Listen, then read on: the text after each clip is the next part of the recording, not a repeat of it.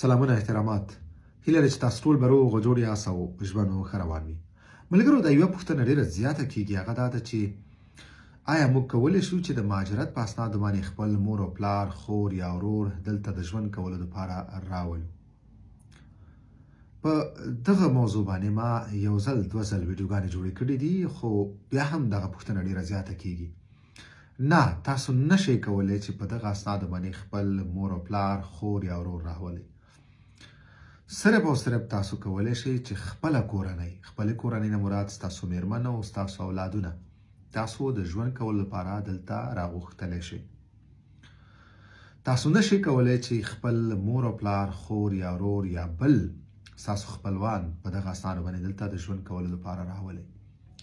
ها، یو کار تاسو کولی شئ چې تاسو خپل خور، ورور، مور، پلار یا ماما یا کاکا دلته د ویزټ دپاره دعوت کولی شئ، او دغه دعوتنامه چې کومه تاسو هغو ته لیږئ دغه شرایط لري.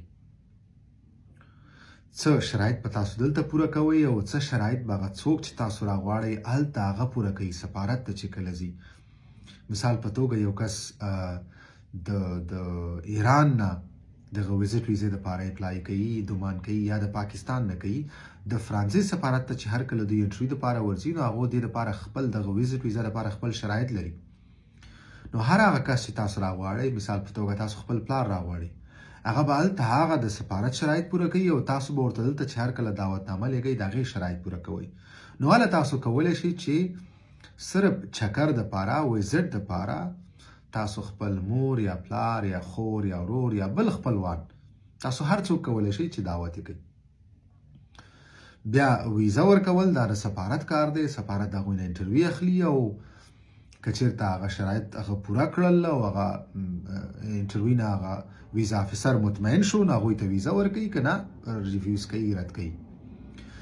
ولې دا خبره یو ځلې زه بیا تکراروم چې تاسو د دغه مهاجرت په اسنادو باندې نشئ کولی چې د ژوند کولو لپاره خپل مور، پلار یا خور یا ورور راولئ. تاسو صرف او صرف خپله کورنۍ، ستاسو میرمن او ستاسو اولادونه تاسو ژوند کولو لپاره په دغه اسناد باندې راوستلی شئ. مننه.